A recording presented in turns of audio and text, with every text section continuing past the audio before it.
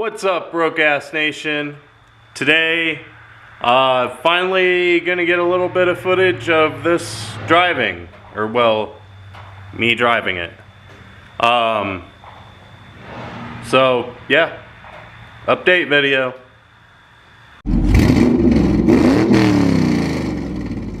Alright, so few things before I get into a little bit of a drive, which hopefully the GoPro cooperates for.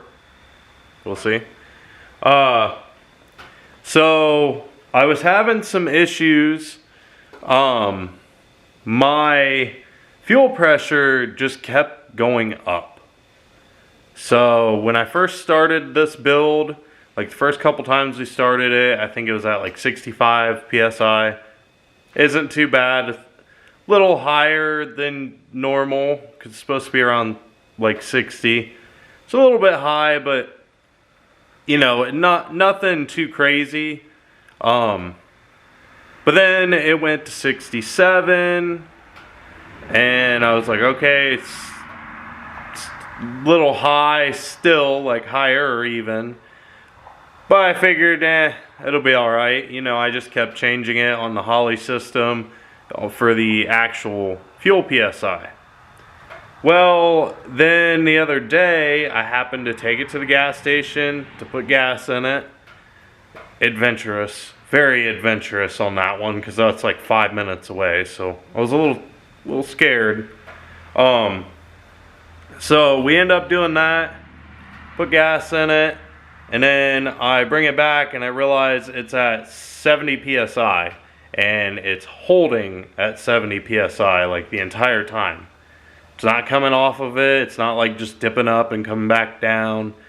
No, it's just holding at 70 psi.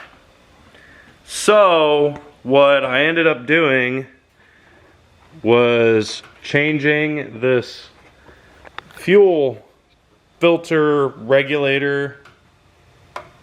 Now I know, yes, you're probably asking, why does that look like the same exact one? Well, it's because it basically is. Although that one's from Holley.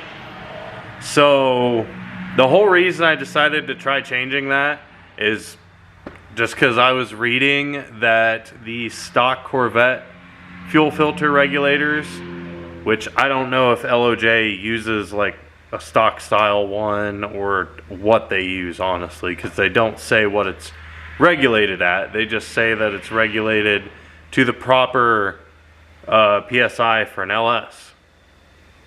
So that should be like 60 PSI. Well, I was reading that some of those factory Corvette fuel filter regulators, when you push close to like 300 liters per hour on a fuel pump for those, so it said that they start failing, and like they'll just get overwhelmed. So you'll see high PSIs. So I figured, what the heck, put the Holley on there, and so far it seems pretty good. I'm running around 60, ranging between like 59 and 62 PSI. So not too bad, way better than 70. And the whole reason I went with the Holley one is because, as you've seen, here I can compare them. As you see, they are literally like the same thing. Yeah. So yeah, they're damn near the same thing. I mean, they literally look almost identical. So it hooked right up to what I already had, and Holley says right on their stuff that it's regulated 58 point whatever PSI, and that it should hold up to like, it was something over like 400 liters per hour. I think it was like 440 or something. And fuel pump I have in this is the 340 that LOJ offers. So I'm not gonna knock LOJ and say that they sell a shitty fuel filter regulator for this swap. I don't know. I don't know if I just got a bad one or what. So, like I said, if you have problems with them, like if you're gonna use one, I mean, if you have problems, just switch to the Holly. 'Cause so far the Holly seems to be working really well. So I have actually already drove it around. So hopefully the GoPro footage that I haven't looked at is good. We'll see. The other thing, I don't know if you guys noticed when I showed the fuel filter, I put new coil packs on here. I should have just done this when I originally put everything together, but I was trying to save a little bit of money because coil packs are kind of expensive. But, you know, I figured I want everything new, and I wanted to make sure I'm getting all the responsiveness that I could possibly get. So, you know, those other coil packs, I know they had at least 100,000 miles on them. What they actually had, I don't know. But whether these helped or not, to be honest, I don't know. But they can't hurt, right? They're supposed to be more performance-y. So, one other thing I've noticed, driving it a little bit, is, well, I guess it's not, I don't know. I noticed it. Although I kind of assumed it was going to happen. So the rear end, like the back of the car, not the rear end itself, but like the back of the car, once you get up there like 60, it starts to get a little bit of a vibration to it, I've noticed. Now I don't know if that's in the suspension that's making it do that. And we need to adjust some shit. I haven't really looked into it yet. It could be a lot to do with the fact that one of my rims is a little bent. So, yeah. Realized this when I got these tires on here. It's just a ever so slight bend. You probably can't even see it on here. But yeah. So, I don't know if that's the problem, but it's whatever. We'll figure it out. But, yeah. Now, the only thing you might hear in this video of me driving is, when I'm in third and I start getting up there, there's kind of like a rattly noise. And I don't know if that's just something that like my shifters, there's something down in there and it's hitting. Like, you know, I don't know. I haven't really checked into it yet. It doesn't seem to affect anything. So I think it's just some rattle in the shifter or the linkage or something. I don't know, but I'll check into it at some point. So in this video that you're hopefully about to see, there's me driving. Now I do come to a complete stop like every time I turn, and that's mainly just to help with breaking the clutch in. I know it said no engine braking, so I don't know if like coming around the corner and downshifting is really all that good for it. So I just do the safe bet, and if I can stop, I stop and I go. So yeah, 500 miles can't come soon enough because I really want to full throttle this fucking thing. You'll see, I think about the most I get is maybe like 30-ish on the throttle position. So yeah, we're not getting on it very hard at all. I'm running it up to like maybe a max of like 4,000 RPM. You'll see too, maybe the stock tack moves. It's not accurate, so that was a waste of hooking it up. But yeah, let's roll that footage.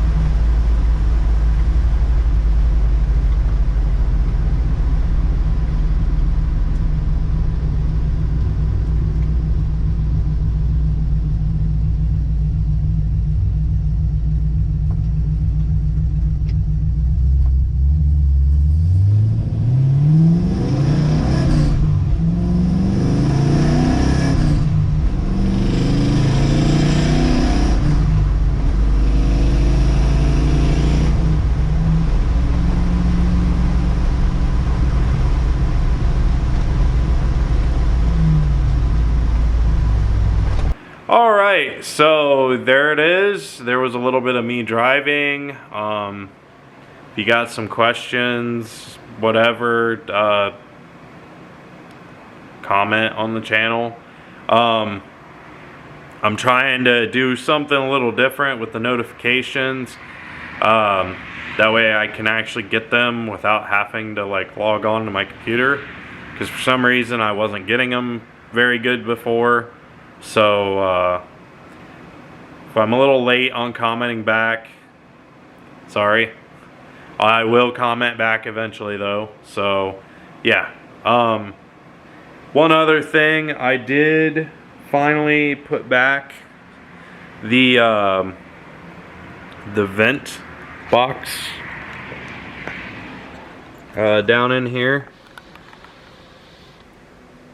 And I have it ready to put the glove box back on. So what I just kind of changed my mind. I kind of had to. So the computer's still not mounted. I know that really needs to be mounted, and yes, I'm getting there. So I was gonna mount it like on the back of the back seat because I thought that looked kind of cool. Like I could put it on something and like kind of have it displayed up a little bit or some shit. I don't know. Problem is I found out the engine harness wires are not long enough to go that far back. So I'm kind of limited. Like I think about the furthest I can go is maybe under the seat, and I don't want to fuck with that and do that. So I'm gonna put it in the glove box because it actually fits like right in the glove box. Now don't worry, I'm gonna mount it to the glove box. I'm gonna cut holes in it and actually secure it to the glove box itself. I think. I don't know. Like, It's either going in the glove box, or I'm going to make a plate that goes on there and put it on that plate where the glove box should be. Stay tuned on that one. I did take all the AC shit out of that box because I obviously don't have AC and I have no need for it. So I took all that out of that vent box before I put it back in. Now, if anybody's got any like help for me on this that knows 300's a little better, the blower motor fan does not work. It's never worked since I've had this fucking thing. I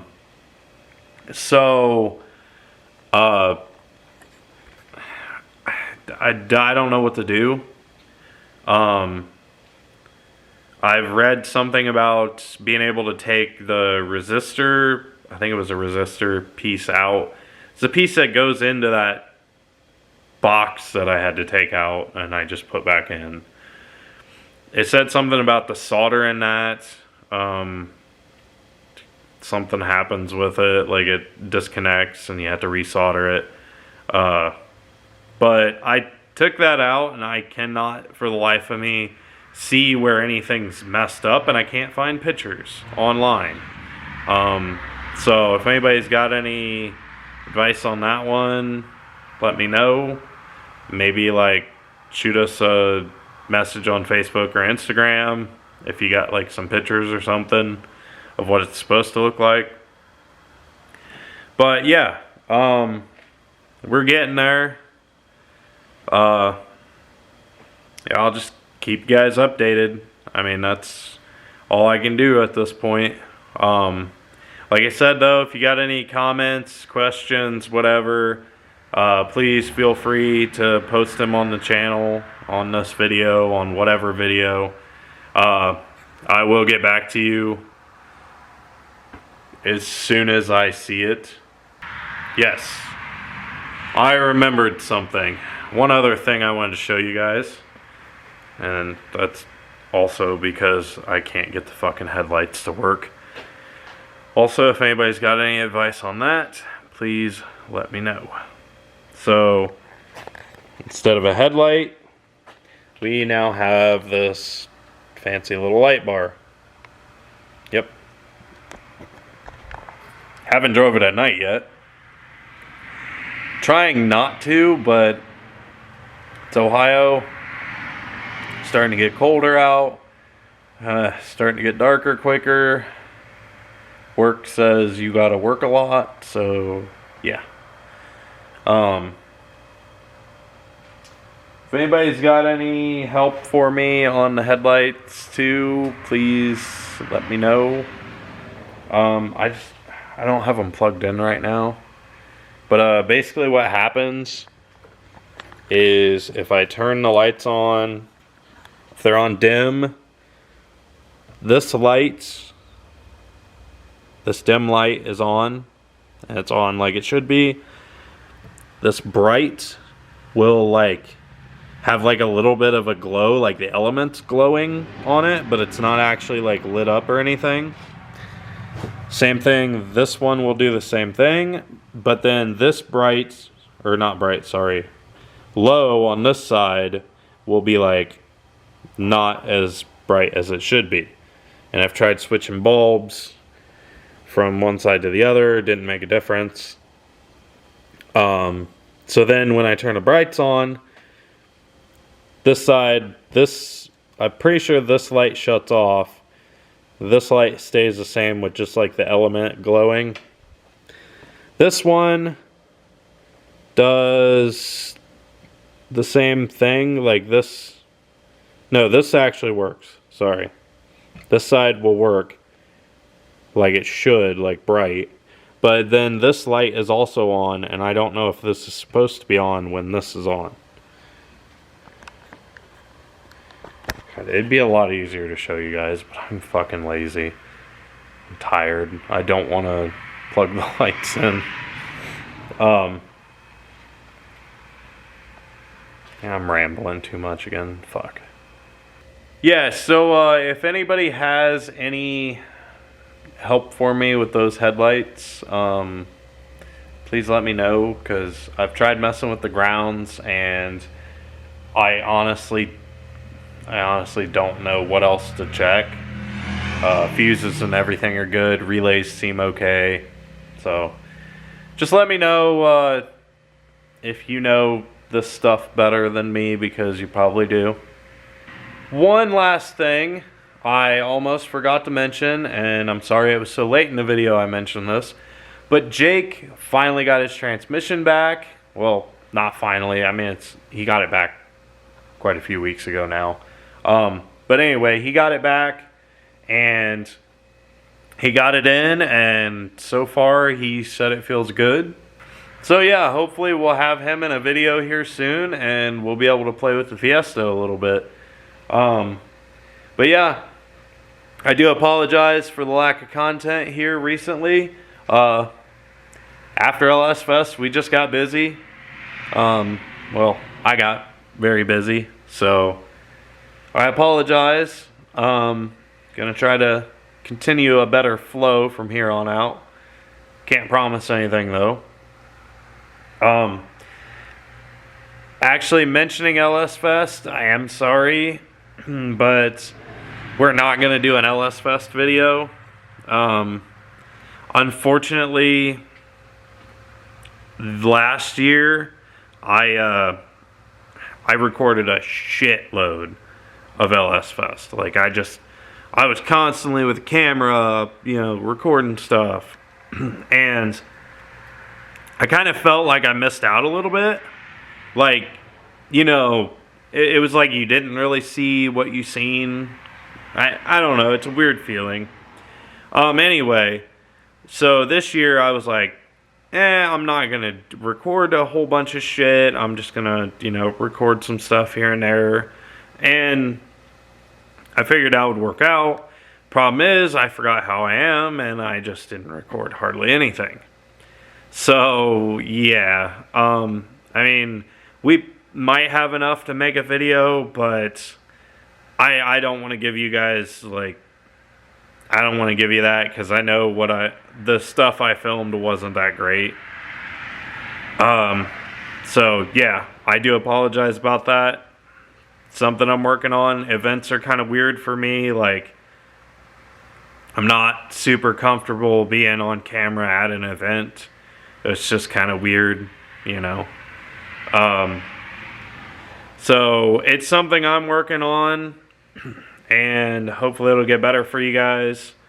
But yeah, I know these update videos I start to ramble a little too much. I do apologize about that.